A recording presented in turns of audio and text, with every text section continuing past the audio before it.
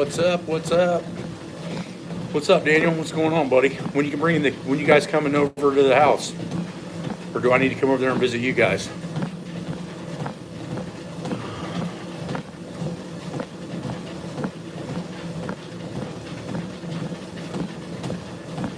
Ooh.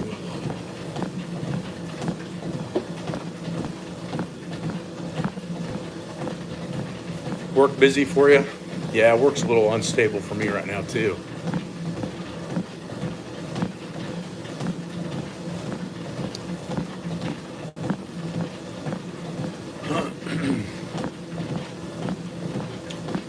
Seems like everybody's got work issues right now. Economy's not great. I don't know how they're keeping the economy and the recession out of the news right now. It seems like, I know the car sales are way down from the dealership. I know that there's a lot of cutbacks for different jobs and people are taking pay cuts here and there. I got a friend that's an engineer that just took a pretty hard pay cut. I know the fitness industry's struggling. It's weird out there, but you don't hear a lot of people talking about it, you know?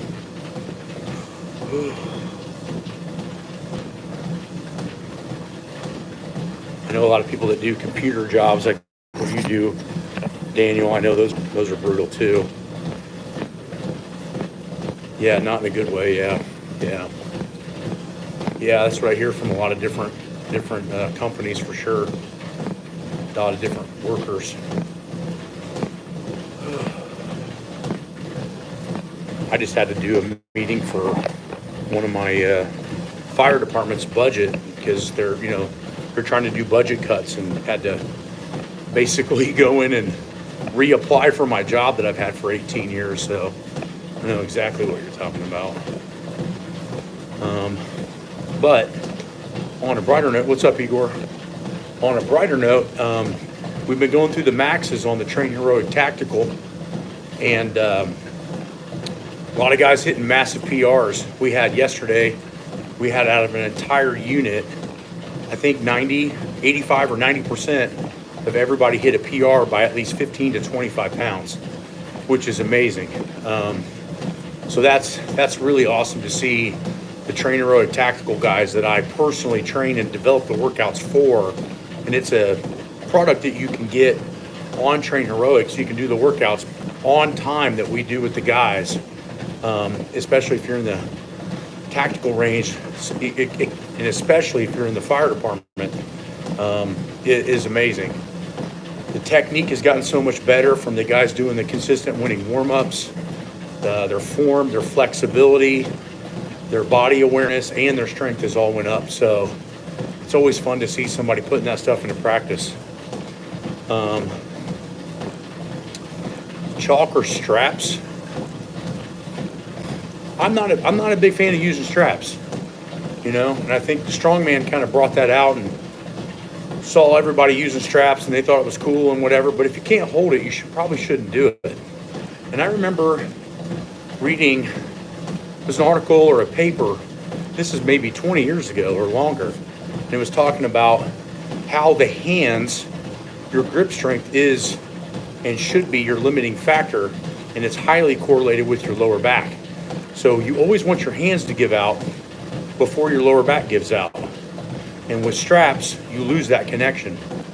So chalk, we have kind of a rule at the gym, unless they're a female or just, you shouldn't be using chalk unless you're deadlifting at least 585. I don't know how many times I just laugh my ass off when I see people putting lifting chalk on to bench 135 or deadlift 315. Like, you don't need it, It's the same thing with straps. Like, you need forearm strength, And I think straps are also been taken out of context with bodybuilding, because you see so many guys go, well, you're going to limit your lat growth on lat pull downs if it's a grip limiting. When has grip limiting ever been a problem with lat pull downs if you're a real man? Never. And that's what I don't get. I actually try to make the grip harder on lat pull downs. Like, that's why we have the Wenning fat bars. We train with fatter implements to make our hands have to work harder when we're doing other exercises, so we don't have to do as much specific grip work. But I find that in normal everyday life, strong hands should be a major goal in your training because it's the most transferable. I mean, if you're out on a farm, or you're doing any kind of industrial work or home repair work, and you train with straps all the time, your hands are going to be heavily limited. I remember when I was putting on a set of custom wheels that I have for my 72 Impala, the center lug for those wire wheels take 440 foot-pounds of pressure to put on that center lug so the wheels don't come off. And I remember it being not real easy for me, and I'm thinking, how is the average damn dude going to be able to do that? The answer is they're not. So I don't mean that chalk is better. I mean that you really don't need chalk and you really don't need straps. I would say 95% of the people going to the gym need neither. Chalk is not going to make you stronger. It's really not even going to help if you have a quality bar. So if you're running a Texas Power bar or a bar that Elite FTS makes with proper knurling, to me, I only really chalked up if I was going for a real fucking max, something crazy hard, crazy heavy, right? So chalk is definitely better than straps. Neither is really needed, to be honest with you, at most strength levels. You know, I remember this was when I was coming up in the pro ranks. I remember the last WPO that was actually serious lifting. Andy Bolton was there, and his opening deadlift in the warm-up room was somewhere around 700 and something, 750 pounds. He grabs it, no chalk, no belt, and just fucking boom, stands right up with it. And I'm just thinking, like, dude, this guy is a beast. But the more I realized, like, Louie would bust your ass at Westside Barbell if you put chalk on your hands and you didn't have anything impressive going on, you know. I remember this one guy come in, and he was chalking his back for a squat, and the squat was like 400, maybe 500 pounds, and Louie berated him for an hour about putting the chalk on his back with such a lightweight. So, yeah, you don't need your hands drier. Like I said, who cares? Chalk or straps, don't use either until you're actually strong enough to use it. That's what I think. But the talk today is interesting. There was a recent guy on a podcast that was talking about bench press. And he was a pretty good lifter back in the day. And he talked about the importance of pecs.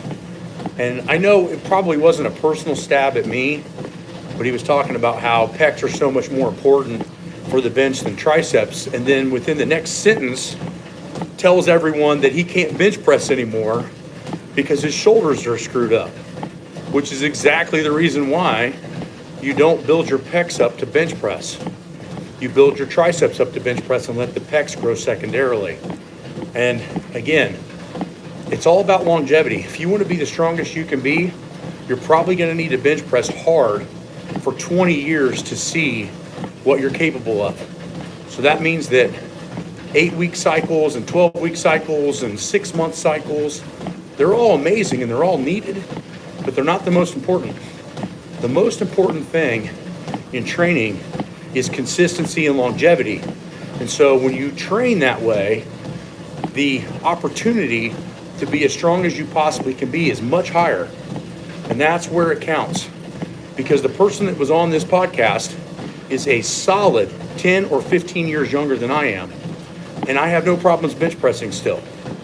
So again, be careful with who you're listening to and where you're getting your information from.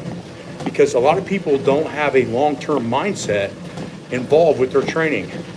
What you want to do is you want to get as strong as you can without affecting the joints.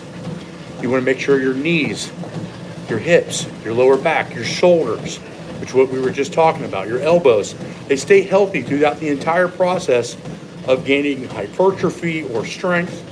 You notice that a lot of these people on YouTube and on these podcasts, nobody's talking about that. Nobody's talking about longevity. And for the average person to become elite strong, it's going to take a lot of years. I did not break my first world record until I had been training for almost 20 years. 20 years to get there. Not 2, not 5, 20. And I got there with no injuries, and that's why I was able to sustain a high level for a very long time. So again, it's not, the end number for most of us is in our mind, but the thing of it is how you get to that end number, or that strongest number that you're going to achieve in your lifetime, is super important for how much you're going to be able to enjoy actually training and working out. Because if you use a system that beats your body into the ground, you're going to have a big problem with that.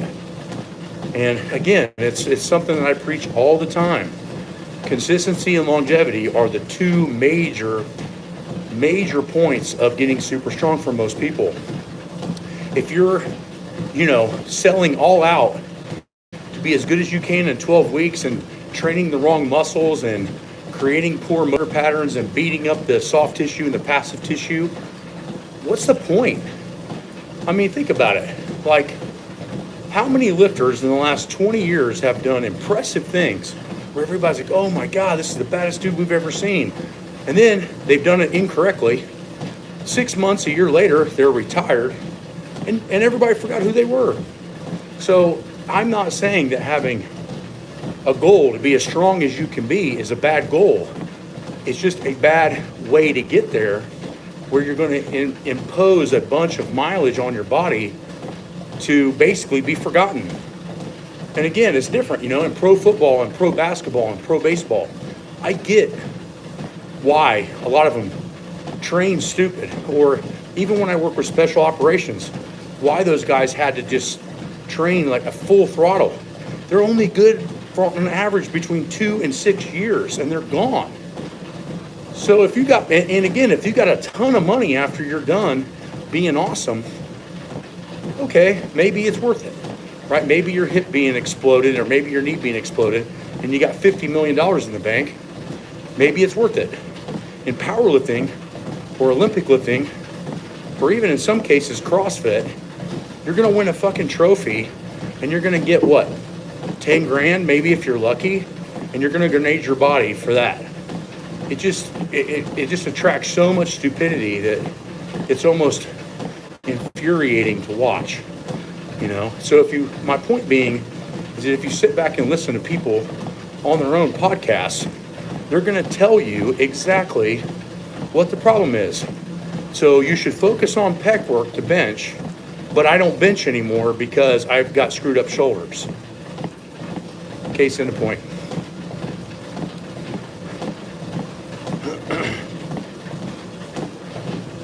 No, that's not Larry Wheels.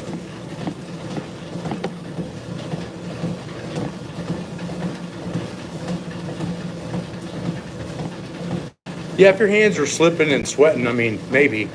But to me, I've never had that problem. So my hands don't really sweat.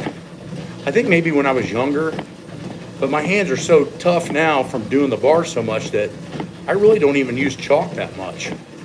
So I just find it funny, We got a couple guys at the gym that they'll chalk up for something. I'm like, dude, I did that when I was a freshman in high school, but this is whatever. I just say, for me personally, definitely stay away from straps. You're going to limit your grip strength. Your grip strength's heavily correlated with your lower back and your spinal health. So make sure that your hands, as they get stronger, your back will get stronger at the same time.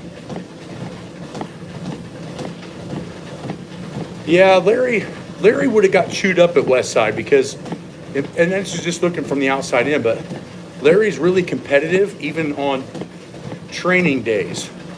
And Westside was really hard on people that were competitive as far as like pushing too hard in training. So I'm not sure that Larry would have done any better at Westside Barbell. He might have gotten broken faster. The guys that did really well at Westside Barbell were very cognitive about using a high intensity training, but they also knew when to back off and deload, which completely pissed Louie off. But it was about longevity. So my opinion, the best lifters to ever come out of Westside Barbell were obviously Chuck Vogelpool, Kenny Patterson, George Halbert, Amy Weisberger, and they were constantly fighting with Louie about backing down and recovering and doing that stuff, because Louie wanted to push people harder than they probably needed at certain times. So you had to have your own braking mechanism at Westside Barbell, and that could create a lot of friction with Louie. So Larry, being as competitive as he is, I'm not sure that Westside would have been a good fit for him for longevity.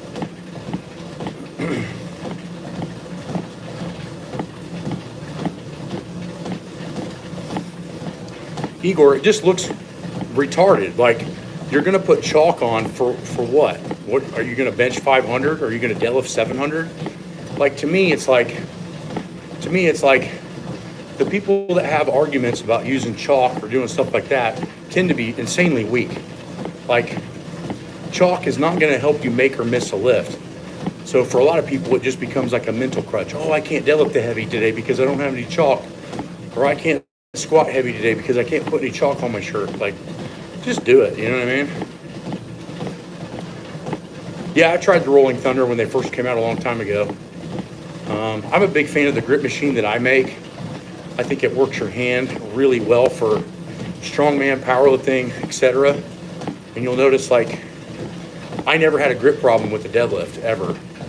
So it's, you know, I think the Rolling Thunder is good. It might be a better implement for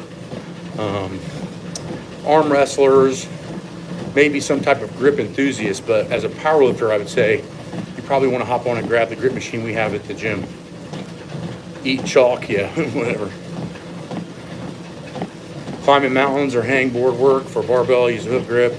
Yeah, some people can't use a hook grip, Scott, but hook grip is awesome if your fingers are long enough to do it. My hands weren't ever long enough. They're real thick, but they're not long. So I never could use a hook grip. But yeah, I agree.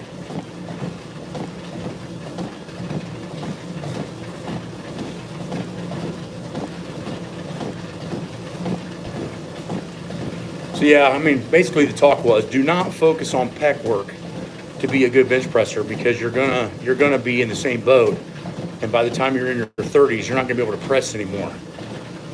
It's just interesting to me, right? You know, like in strength sports, really, like, injuries are looked at like as a badge of honor versus I'm an idiot, which that's what it should look like, you know.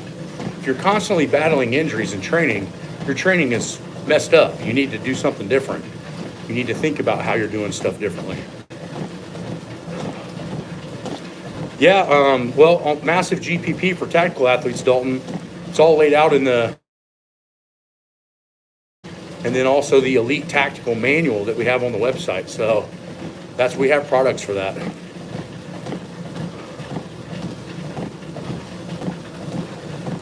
No, I didn't say that chalk wouldn't develop your grip. I'm just saying people that use chalk for that kind of stuff, it just looks insane.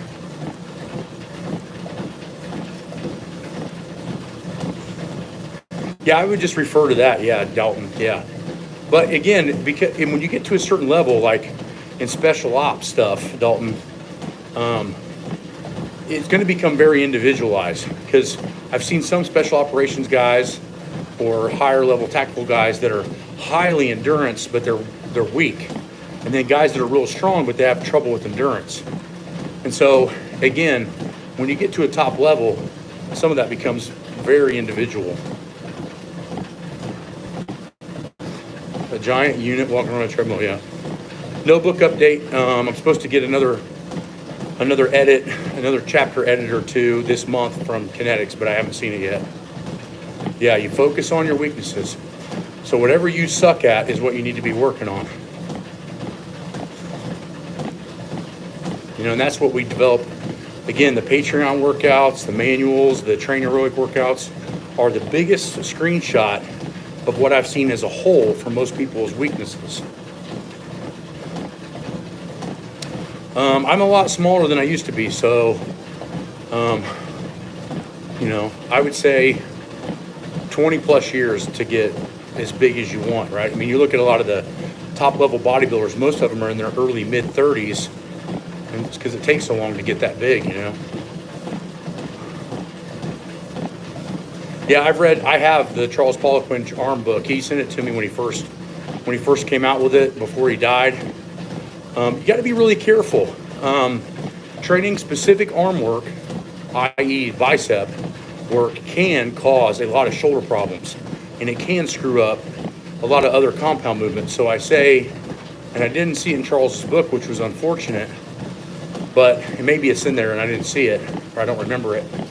But you need to be really, really careful on getting your biceps strong before your lats and your rhomboids and your subscap muscles are strong.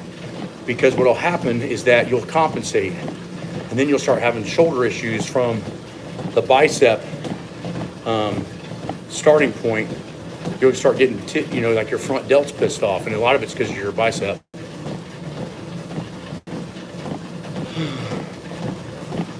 Yeah, you need to be careful with that intermediate lifter. I wouldn't necessarily follow that program to a T.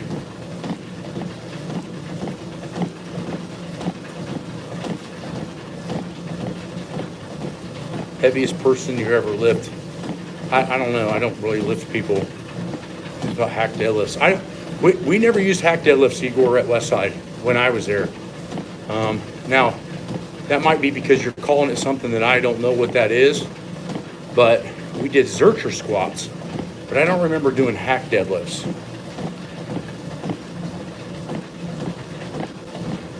I haven't gotten the Vimeo worked out. I don't know why that file won't transfer. I don't know if it's the size of it or what, but yeah, I'm working on it to get it over there to you.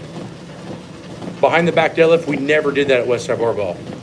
So Igor, you got to be really careful. Again, it's why people I find interesting that talk about Westside Barbell and they talk about Louie's writings, and they might have even visited, but they didn't train there for an extended period of time, so they didn't really see what was really going on.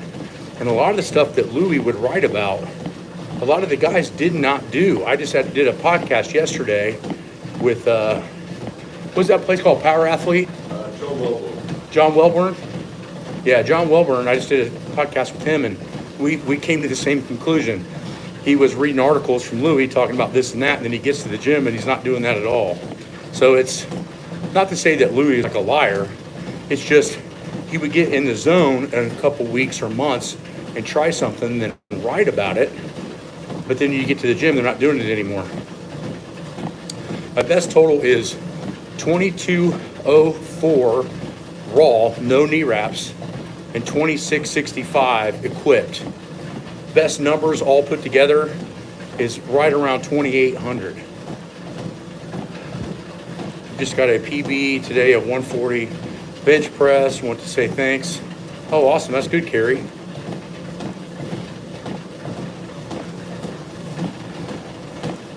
Igor, just come and ask that question on Patreon, man, because there's a couple things that's good, you know. But yeah, what I'm more impressed with for me personally was the ability to be a competitive lifter from 1993 all the way to 2018. So you're looking at, what is that, 26 years? I don't know. I know Chad Wesley Smith enough to say hi to him and have a conversation with him, but I don't know. My guesstimate is, with his numbers, probably not, but I don't think he ever went crazy, you know, and took a ton of shit. But it's hard to squat, in my opinion, it's hard to squat anything over 700 natural. It's hard to bench anything over 550, maybe 545 natural, and it's hard to deadlift anything over 700 natural. It's not to say that people can't do it. It's just really fucking hard, or you got to be insane genetics. So, you know, the other thing too is you got to look at blood work, right? Somebody can be tested as drug-free, but they don't necessarily mean they didn't take drugs to do the actual workouts and things, you know, because of the half-life of drugs. So, again, it's all speculation. Just because somebody's drug tested doesn't mean that they're not taking, and just because somebody's in a non-tested federation doesn't mean that they are taking. And it really doesn't matter, you know, like for most people, you're either going to be strong or you're not, right? To me, it's not going to be a matter of drugs. Drugs are only going to bring out the last 10% of what you already are. You know, I try to tell people all the time that what I did drug-free versus what I did enhanced was only about 10 or 12% difference. There really wasn't that much of a difference. So if you're squatting 225 and you take a boatload of drugs, you might get to 270, maybe 300, but it's not going to make you 800-pound squatter. So you have to be careful leaning on the importance of those drugs too much. I think drugs actually just kind of mask people training like idiots longer, and it keeps overtraining at a minimum because you're recovering from more shit. But in reality, you'll eventually hit a plateau the same. But no, it does not depend on how much you blast. Your body's only going to use so much. Drugs are not like power, right? Like if you look at a car, for example, if you get a car that has 800 horsepower and nothing else done to it, it'll be fast. You go to 1,000 horsepower and you maintain the same tires, the same brakes, the same drive shaft, it won't be any faster. So it's optimization of everything. And that's where people get screwed up. They think more is better, right? Train more, you get stronger. We know that's not true. A lot of the top athletes only train 3-4 days a week, when you got other people telling you to train 6 and they're weaker than shit, right? So more is not better, optimized is better. And so when you're talking about anabolics or anything like that, you have to take an optimal amount, and that can be different for everybody. So you can't just take more and more and more shit and get stronger and stronger and stronger. It doesn't work that way. So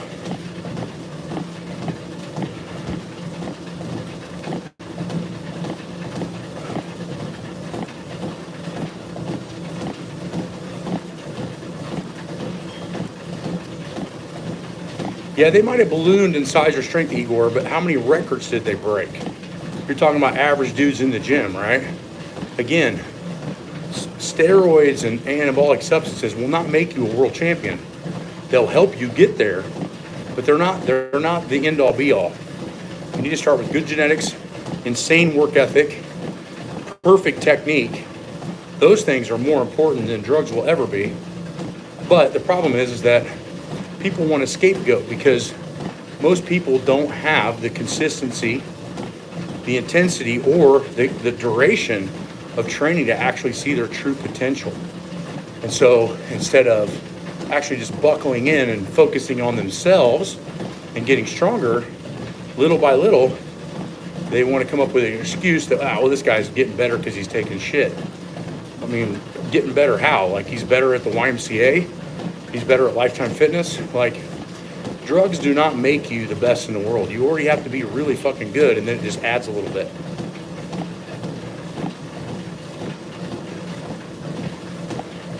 Yeah, but 330 kg on a squat, unless it's a 181 or a 198 guy, it's not a world record. Number one. Number two, steroids don't really affect passive tissue. So the problem is that what you see with guys that are taking a ton of stuff and don't take their time to get better is that they get ligament blowouts, they get tendon blowouts, they get massive muscle tears, they get cartilage damage. And it's all because the muscle grows faster than all those other tissues, and now you got high horsepower with a weak drive shaft. So again, not a good way to get better, and it's not a longevity way to get better. You know, I try to tell people all the time, like before I assisted any of my training, I did an 826 squat, a 572 bench, and a 722 deadlift before touching anything. Well, it is only 10%, Igor, because just because he went from 180 to 330 in like a year, first of all, that's not a real solid timeline, number one. So it's not, what is like a year? Number two, he probably could have done at least 300 kg natural if he'd have took his time to get there, and then his ligaments and tendons would have been able to handle the extra load. So you have to remember, watch how fast that guy gets injured. Ryan Johnson, that seems unbelievable to me. I've never seen that.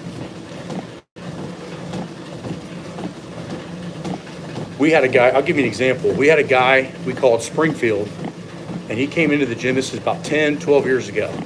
He benched 225. And he was adamant about taking shit, and I told him not to because he wasn't strong enough, blah, blah, blah. Well, he ends up doing it anyway.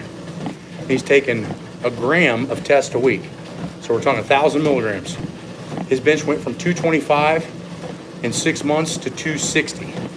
So he put 35 pounds on his bench, 10%. Following the conjugate and my squat is progressing very well. The bench is painfully slow. Starting to miss lifts. Well, I don't know, Justin.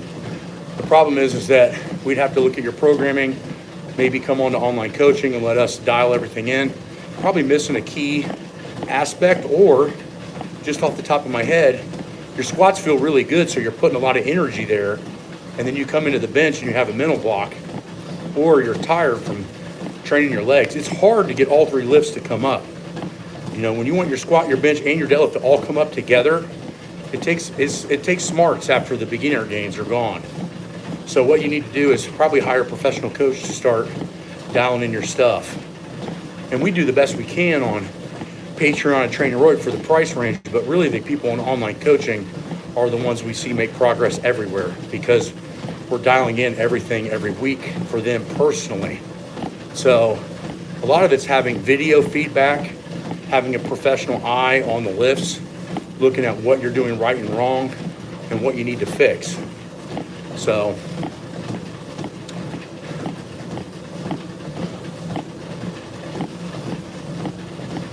they'll care about health, Igor, when they start blowing tendons off and they start tearing shit that doesn't heal anymore. And then you'll see that they won't be strong at all. You know, and that's my whole point to all of this, guys, is when you push your genetic limits to the absolute pinnacle and then add stuff, you're probably only looking at 10%, you know? And the more you take doesn't necessarily mean the stronger you're gonna get. You have to be really careful with that mindset. So I think the biggest thing we can take away from this today, guys, is do not train pecs to bench press unless you want a really short career.